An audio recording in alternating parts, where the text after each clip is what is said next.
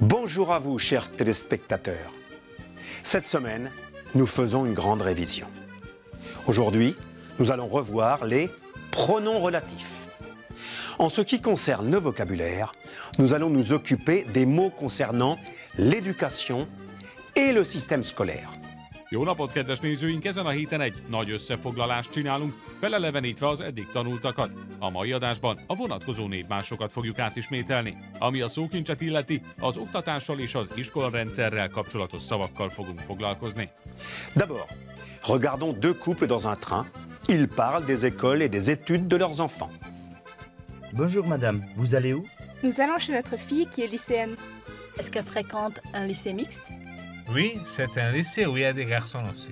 Malheureusement, elle ne peut pas venir à la maison ce week-end. Pourquoi? Parce qu'elle doit se préparer pour le baccalauréat qu'elle doit passer. Et vous, est-ce que vous avez des enfants?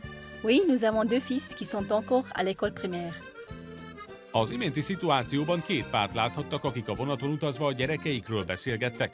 A most látható mondatban az ahol vonatkozó névmást láthatják.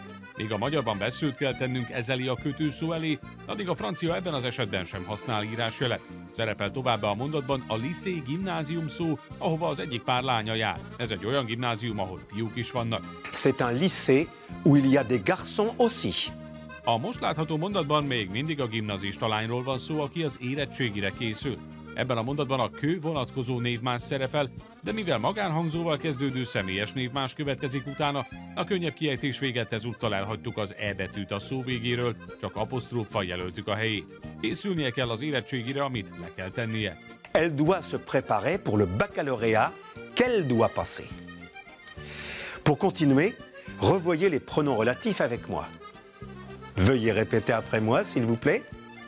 Le pronom relatif qui a une fonction sujet au singulier ou au pluriel dans la phrase. Qui. Qui. Le pronom relatif que a une fonction de complément d'objet au singulier ou au pluriel dans la phrase. Que. Que.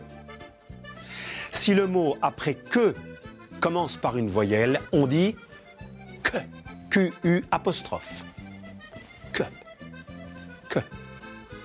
Le pronom relatif ou peut être un complément de lieu ou de temps dans la phrase. Où. Où.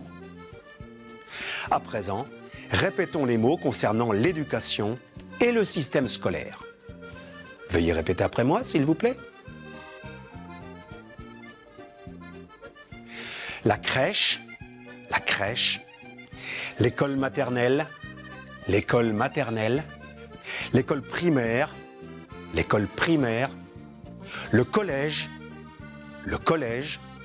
le lycée, le lycéen, la lycéenne,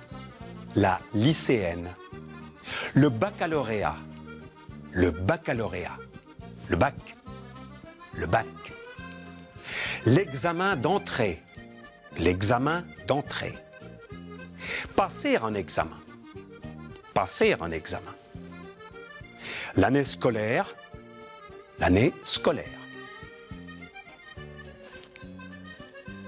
Enfin, faisons un exercice pour pratiquer le vocabulaire.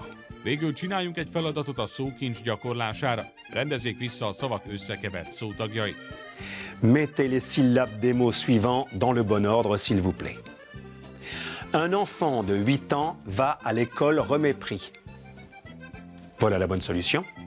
Un enfant de 8 ans va à l'école primaire. L'année Relesco commence en septembre. Voilà la bonne solution. L'année scolaire commence en septembre. Au cours de la leçon suivante, nous allons revoir et pratiquer les pronoms relatifs.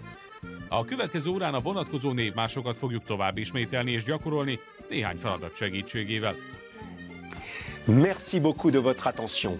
À bientôt et d'ici là, n'oubliez pas de consulter notre site internet www.mediaclick.hu.